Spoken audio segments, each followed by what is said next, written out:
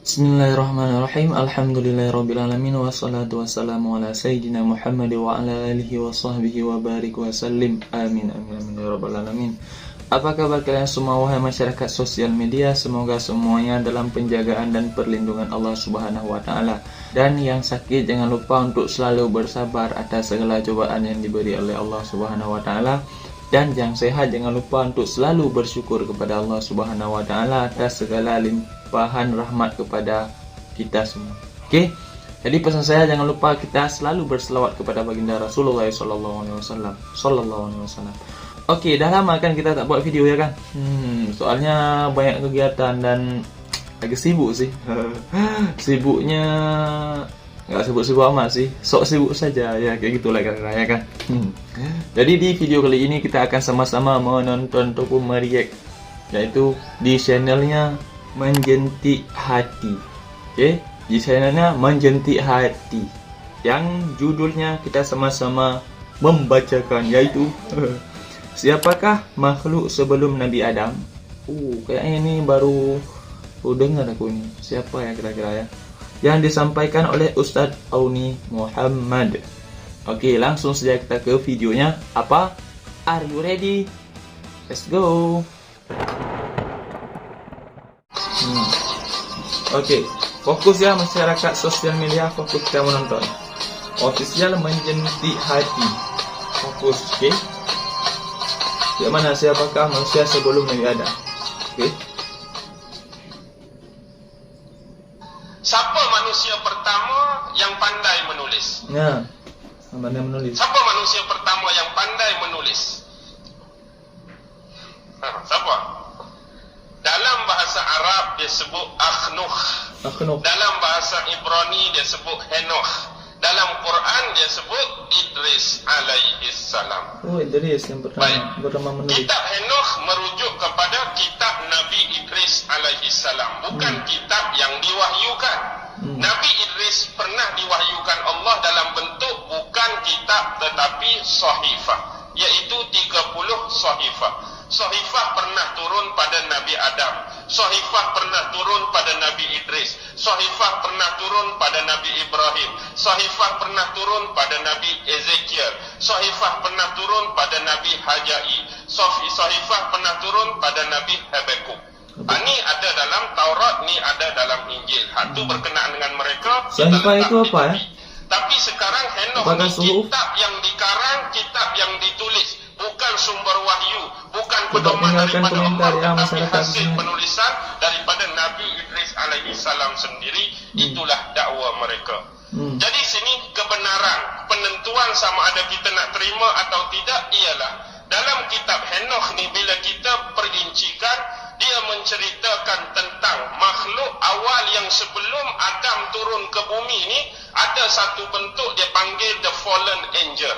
Malaikat-malaikat yang memberontak, malaikat-malaikat yang berasal daripada kayangan, mereka turun ke bumi. Dan malaikat ini diketuai oleh seorang pemberontak yang nama dia agak-agak siapa? Agak-agak siapa the fallen angel ni? Malaikat siapa? apa? Nama dia ialah Syammaza. Syammaza ni dia sebut dalam tu malaikat yang memberontak. Malaikat dalam definisi Al-Quran, malaikat dalam definisi pengajian kita orang Islam adalah makhluk yang tak pernah memberontak, makhluk tak pernah melawan. Yaf'aluna ma yu'marun. Dia ni melakukan apa saja perintah Allah, dia tak pernah lawan Allah. Jadi Syammaza ni bukan merujuk kepada malaikat yang memberontak kecuali iblis, kecuali syaitan. Dikatakan bila kelompok ini turun dan dia pula berkahwin, bernikah dengan manusia-manusia separa. Inilah yang jadi perbahasan paling besar yang tak berkesudahan. Benda ni dah lama terjadi di Mesir. Sebelum saya balik daripada Mesir lagi, dah ada seorang doktor Mesir, doktor kuliah lughah yang nama dia Dr. Abdul Sabur Syahid. Dia menulis sebuah buku yang bertajuk Abi Adam, bapa kepada segala anak Adam, yang dia mengatakan bahawa sebelum Nabi Adam alaihissalam ni turun, dah ada jenis spesies yang bukan manusia yang lengkap, tapi sibih-sibih manusia, sipi-sipi manusia yang lebih awal menghuni bumi ni. Yang contoh dia nak relate apa? Dia nak relate dengan orang-orang Paleolitik. Dia nak relate dengan orang-orang Mesolitik, orang-orang Neolitik, orang-orang zaman batu, orang-orang zaman gangsa. Kalau kita belajar, ni tamadun awal sejarah lagi. Bukan kata anak kita, ni memang sejarah kita belajar. Pernah belajar Paleolitik, betul? Mesolitik. Jadi kita nak kata sekarang, Mesolitik, Paleolitik, Neolitik dengan Adam, siapa dulu? Tak tahu tak? Mesti kita kata Adam, sebab Nabi Adam paling awal turun. Okey, logik di sini ialah Adam berturun berserta dengan ilmu yang Allah bekal. Wa 'allama Adam al-asma'a kullaha, dalam istilah dia sebut ilmu segala nama. Orang yang berpengetahuan, orang yang berteknologi tinggi, orang yang ada bahasa, orang yang ada percakapan, orang yang ada pertuturan. Secara logik kita kata Mesolitik terkebelakang, Paleolitik terkebelakang, Neolitik terkebelakang. Bapak kita dahulu adalah orang yang berilmu, berteknologi tinggi, pakai baju kot, pakai pakaian. Tiba-tiba anak cucu pakai cawat, duduk atas bukit, duduk atas pokok. Logik tak? Enggak. Tak, kita kata keturunan 2 tahun sebelum ni pakai BMW, pakai baju kot, pakai kemas. Tiba anak cucu kita pakai spender, pakai cawat, duduk atas pokok. Nampak logik ke tak? Enggak. Sepatut makin maju ke makin mundur? Makin maju, Ustaz. Kalau Nabi Adam sehebat itu ilmu Allah bagi, Mesolitik ke belakang tiba-tiba cakap pun keliling api, logik ke tak? Jadi sekarang ni, kalau betul wujud Paleolitik, Mesolitik dan Neolitik, siapakah mereka hak sebenarnya? Kalau kita nak menafikan bukti-bukti dari sudut arkeologi, kita ada sumber sejarah, sumber bertulis dengan sumber sekunder kan? Sumber bertulis catatan-catatan, sumber sekunder ni macam bangunan-bangunan lama, istana lama, tembikar, kapak apa semua. Benda tu wujud ke tak wujud? Benda tu memang wujud, tapi milik siapa? Oh ya, coba. Kayaknya ini menarik ni. Ni perbahasan dalam kitab tu. Saya bukan nak memenangkan hak mana, nak mengiyakan dan menyalahkan hak mana. Cuma itulah isi kitab tersebut, dan dia dilawan hampir 10 orang doktor Al-Azhar dalam mahkamah untuk menyalahkan dia. Tetapi bila keluar hasil dia, yang menang siapa agak-agak? Yang menang Dr. Sobur Syahin tadi. Tak ada seorang pun yang boleh miskan hujah dia. Jadi yang inilah disebut dalam ilmu astrologi, bila turun hak kata Syamazah tadi, kahwin dengan makhluk-makhluk separuh manusia tadi, dia menghasilkan makhluk-makhluk raksasa. Makhluk raksasa pula. Inilah yang dinamakan sebagai Nephilim, sebagai Goliath. Kalau nak senang cerita, pernah tengok filem The Chronicle of Narnia? Macam-macam kita tengok. Ada kadang-kadang orang sekerat, tubuh dia apa? Tubuh dia kuda, kadang-kadang muka singa, tubuh orang.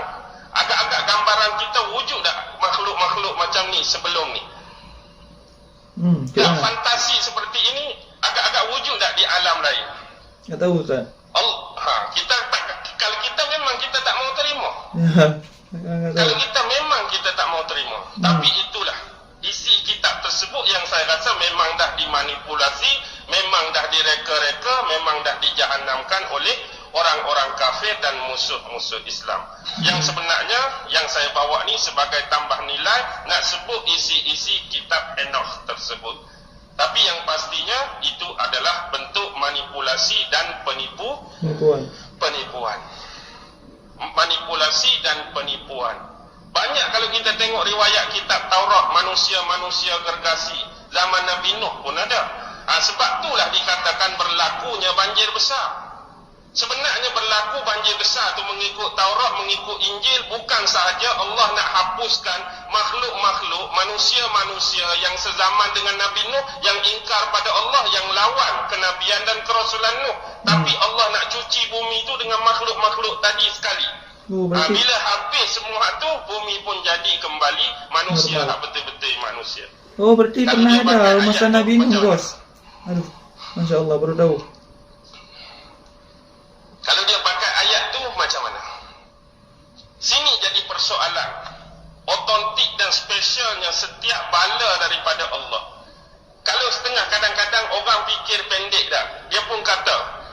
Zaman Nabi Nuh ni orang saja fikir dia sendirilah, otak logik dia. Zaman Nabi Hud kita kata, bila ada yang ingkar, Allah datangkan apa? Allah datangkan dalam bentuk guruh, bentuk kilat, akhirnya mereka diselubungi oleh pasir tertanam.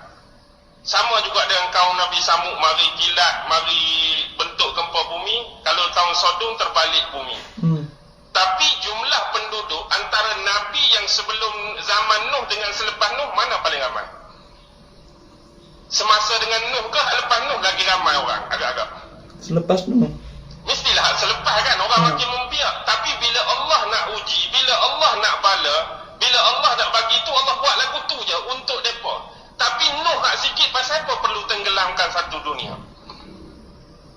Tak boleh ke buat, dah orang pun ada sikit tu saja, buat kawasan tu lah, tak perlulah nak tenggelam satu dunia tu. Ya. Kenapa? Faham ke tak ni? Faham, insyaAllah faham. Ni kita kata berfikir. Kita Berfikir, kata berfikir. Berfikir dalam bentuk ujian, berfikir dalam bentuk bala Allah. Sebab kadang-kadang bila kita datang benda-benda seperti ini, saya teringat kata-kata guru saya, iaitu Al-Syekh Almarhum Imam Mutawalli Asy'arawi. Bila saat-saat terakhir saya pernah menziarahi beliau di hospital dengan seorang kawan. Jadi bila nak balik tu dia berpesan, satu masa dia kata, bila kamu balik, kamu dah belajar di sini macam-macam ilmu. Ada kuliah usuluddinnya, ada kuliah syariahnya, ada kuliah lughahnya, ada kuliah tunya, ada kuliah adabnya, kuliah ni. Jadi macam-macam ilmu kamu boleh dapat di sini. Tetapi bila kita balik ke tempat asal kita, belum tentu yang ramai datang belajar, belum tentu yang ramai datang menuntut ni akan mengajar di Malaysia, akan mengajar di tempat kamu tu dengan jumlah yang sama. Faham maksud dia? Contoh, kita pelajar Malaysia hantar pelajar kita 7,000. Agak-agak bila balik 7,000 ni boleh mengajar semua kah? Enggak. Tak mungkin, tak akan. Tapi dia kata, bila balik, hak mengajar, hak bekerja. Kita pecahkan kepada hak mengajar. Bila kita pecahkan hak mengajar, kamu kena tunggu. Akan berlaku dua keadaan, dua kondisi. Satu kumpulan, dia akan mengajak dengan cara tersendiri. Satu kumpulan akan mengajak dengan cara tersendiri. Tapi hak paling ramai ialah akan muncul kumpulan yang kedua. Saya tak faham apa maksud dia. Dia kata, bila kamu balik, kamu buka muqaddimah awal-awal kitab Imam Al-Ghazali, iaitu Al-Bidayatul Nihayah. Siapa benar ni? Selupa pula.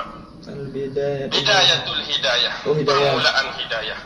Dalam tu dia kata, seseorang yang berilmu, sebelum dia tu berilmu benar-benar dan dia mengajar orang lain, dan sebelum dia nak mengajak orang lain, samalah seperti Allah mewajibkan kepada kita zakat. Hari ini orang yang bayar zakat, orang yang cukup haul dan cukup nisab saja yang bayar zakat. Orang yang tak cukup haul, orang yang tak cukup nisab, kena bayar tak zakat? Enggak. Tak kena. Tapi kamu akan perhatikan, akan muncul dua golongan agamawan ini. Dan yang paling ramai ialah orang yang akan bercakap di depan khalayak, orang yang akan bercakap di depan masyarakat, yang dia tak cukup haul, dia tak cukup nisab pun dia nak bayar zakat. Faham ke tak? Kurang, Ustaz. Jadi orang nak bayar zakat ni, dia dah cukup haul, cukup nisab, maksudnya ilmu dia dah penuh, ilmu dia dah banyak, ilmu dia dah mantap, baru dia bagi ke orang lain. Dengan nisbah zakat tadi, haul dia dah cukup, nisab dia dah cukup, baru dia bayar zakat. Tapi kamu akan tengok hak ni kurang. Hak paling ramai ialah yang tak cukup haul, tak cukup nisab pun dia nak bayar zakat. Tapi kalau nisbah zakat sungguh, itulah bagus dah. Orang lain cukup baru nak bayar, aku tak cukup pun nak bayar zakat. Kalau ikut dari sudut zakat, betul-betul hakikat zakat tu bagus lah. Ya, bagus ya. Ini menurut ilmu kita tak sampai lagi tapi nak bayar zakat, okey lah. Tapi ni saya nak kiah dari sudut ilmu tadi. Faham tak? Ya. Jadi saya bukan nak letak saya tempat pertama, memang saya pun tempat kedua. Sebab haul saya tak tahu ke mana lagi, nisab kita pun tak tahu ke mana lagi, apatah lagi nak bayar zakat dekat orang lain. Faham ke tak ni? InsyaAllah faham, Ustaz. Pukul 9 dah. Boleh berhenti ke tak? Kena lagi? Sikit lagi. Sikit lagi. Okey. Faham ke tak apa yang saya bawa tadi? Peringkat permulaan ialah kisah sebenar.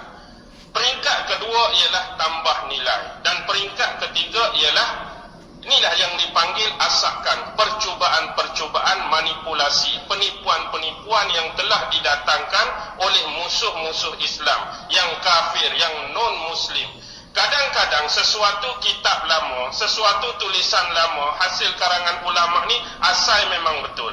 Tapi bila ditemui, bila dijumpai awal oleh tangan yang tak sepatutnya, itulah biasanya akan berlaku. Kitab itu akan dimanipulasi. Diubah ya. Anda faham? Sebagaimana kitab-kitab sebelum ini. Asal Taurat dulu suci dah. Masa zaman Nabi Musa suci, murni. Ya, murni. Tapi bila di tangan Yahudi, di tangan Bani Israel, dan dah berselang beberapa orang Nabi, dah berselang beberapa orang Rasul, apa yang berlaku dekat Taurat sekarang? Dimanipulasi juga. Sampai Allah mangsuhkan hukum-hukum dalam Taurat. Akibat kegagalan Yahudi, kegagalan Bani Israel menjaga kemurnian kitab tersebut.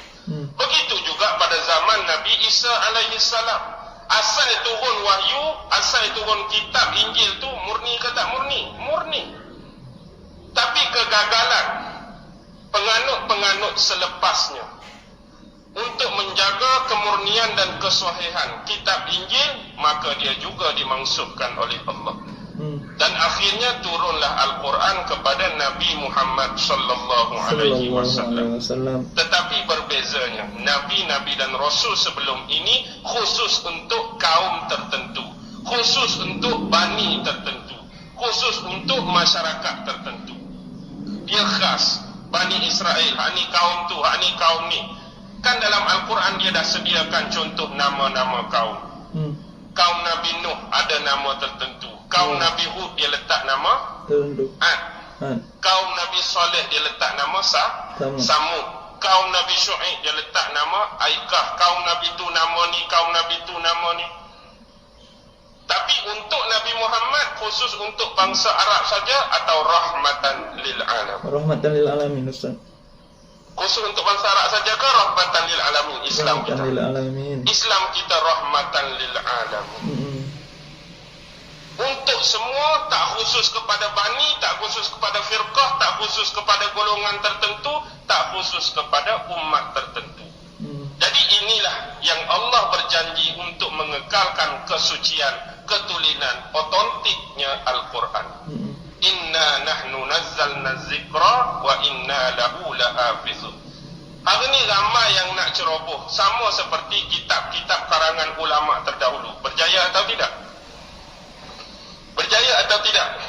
Orang nak robek Al-Quran hari ni. Oh enggak. Dia tambah pula surah-surah tertentu. Nak tengok tak surah iman, surah wasaya, surah apa, macam-macam. Tapi kita pergi baca tak surah tu? Enggak. Kita baca tak surah tu?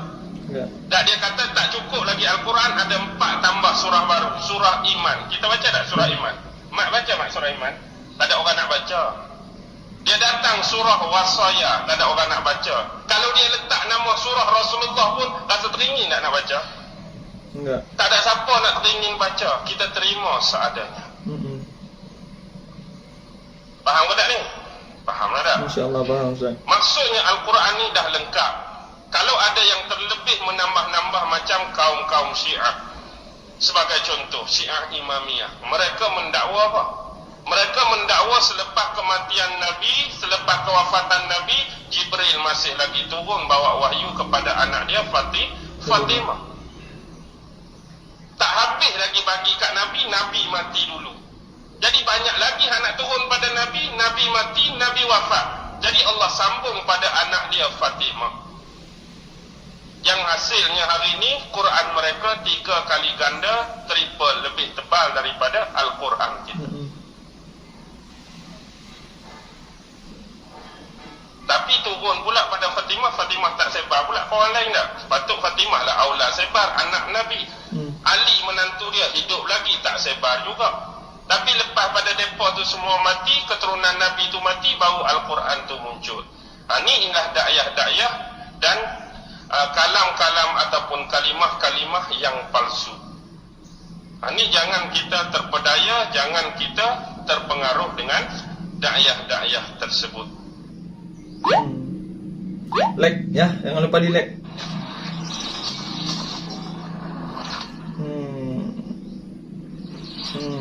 Thank you.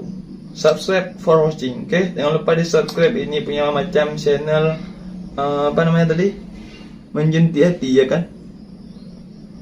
Ya, channel Menjenti Hati. Oke, udah selesai videonya wahai masyarakat sosmed. Masya Allah, luar biasa ilmu yang disampaikan oleh Ustaz Oni Muhammad, ya kan? Kayak mana ya aku bilangnya ya? Jikalau kita mendengar sesuatu ataupun ilmu, ya kan, dari orang-orang cerdas ataupun ustadz-ustadz kita, kan, entah kenapa semangat kita bikin bertambah lagi dan wawasan kita tambah luas lagi. Kalian merasa nggak wahai masyarakat sosmed? Kalau saya sih merasa kayak gitu. Kalau kita mendapat ilmu-ilmu baru, ya kan, maksudnya ilmu itu udah ada tapi kita baru dengar, nah, kayak gitu maksudnya. Entah kenapa bikin semangat kita bertambah lagi, bikin wawasan kita, oh ternyata begini dulunya, ya enggak. Oke. Jadi kita doakan semoga semua ustaz-ustaz yang menyampaikan kebaikan ataupun dakwah-dakwah Islam dalam penjagaan dan perlindungan Allah Subhanahu wa taala. Oke masyarakat sosmed, saya mohon maaf jika ada kesalahan dan ketidakpuasan di video ini. Saya mohon maaf sekali kepada kalian. Mohon dimaafkan ya ada kekurangannya. Oke, mungkin segitu saja. Jangan lupa untuk tekan hidupnya tombol like di bawah dan subscribe dan yang warna merah itu, dan nyalakan loncengnya. Saya Modi dari Aceh mengundurkan diri dari hadapan kalian semua. Wassalam. Bye bye.